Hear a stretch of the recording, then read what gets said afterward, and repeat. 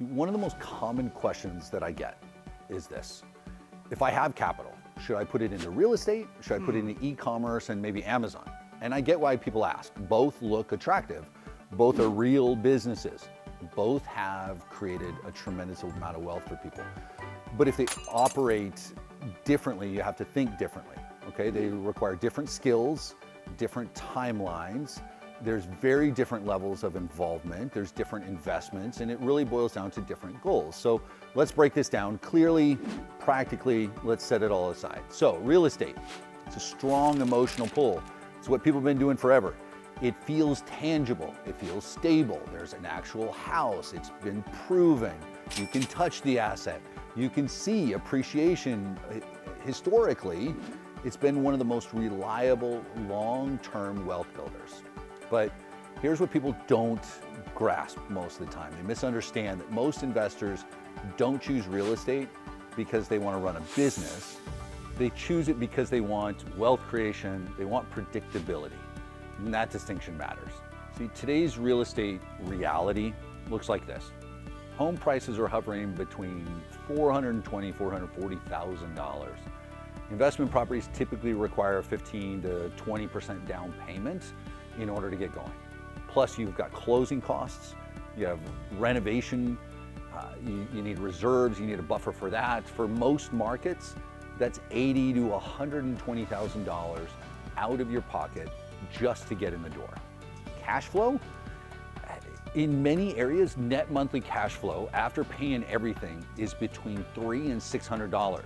That's it. Some properties just barely break even. You do that by design. See, the real upside comes from appreciation. It comes from loan pay down, possibly refinancing, and that's not bad, but it's slow and it's capital intensive. See, real estate preserves wealth. It doesn't scale quickly. Passive real estate isn't truly passive. Even with a property manager, you still deal with headaches. There's still financing, there's still maintenance and approvals, there's vacancy, insurance, taxes, capital expenses. The manager outsources all of that stuff, that execution, but not the ownership and the risk. Now let's talk Amazon. Amazon attracts a different type of investor with different goals. It's not someone that's chasing appreciation, but someone that's looking to build scalable cash flow. Real estate scales linearly and Amazon scales operationally, exponentially. Selling 1 unit per day versus 100 units per day doesn't require extra work on your end. It doesn't require 100 times more effort. And really that matters from a business perspective. Amazon isn't early, and it's not far from being done. Over 60% of households in the US have Amazon Prime. Third-party sellers generate most of Amazon's sales. Amazon keeps investing billions and billions of dollars into logistics and fulfillment and delivery because it allows them to scale, and the demand already exists. See, for you, your job wouldn't be to create traffic. It's to operate inside a system that already exists, it already works. So, where professionals go wrong is trying to do Amazon themselves and trying to tackle everything by themselves. They think, hey, I'll just figure this out. But Amazon isn't a side hobby. It's not a hustle. It's a real operation with compliance and suppliers and listing inventory and account health. DIY Amazon usually falls not because the model is broken, but because the execution is fragmented. Amazon understands some people need help. See, this is similar to real estate. Most people don't self-manage their properties, right? Especially when you get into larger properties. They hire professionals. They hire professional property managers. Amazon is no different when it's done correctly. And yes, some Amazon automation gets a bad reputation. I fully understand that. That criticism is often earned in a lot of cases. People rely on shortcuts, risky tactics. They're non-compliant for a number of things. That's not a business, that's speculation. That's someone trying to get in, make a quick buck and turn. See, a properly managed Amazon operation is different.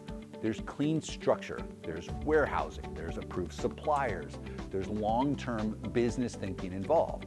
So, who is each one for? You've got real estate, He's ideal for capital preservation, inflation hedging, long-term stability. Amazon FBA is ideal for cash flow generation, faster scalability, and operational leverage. Neither is better universally.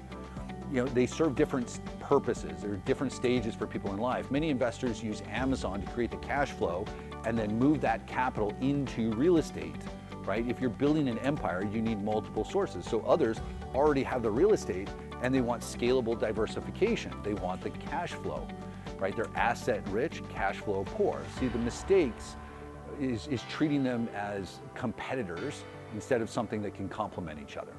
So here's the takeaway. Real estate preserves wealth.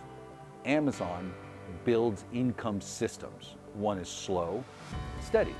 The other scales with structure. Neither is completely 100% passive without professionals. Both reward proper execution.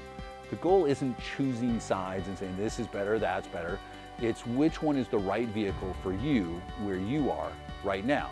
And if Amazon seems like the right thing for you, then you need to reach out to us here at Enopoly.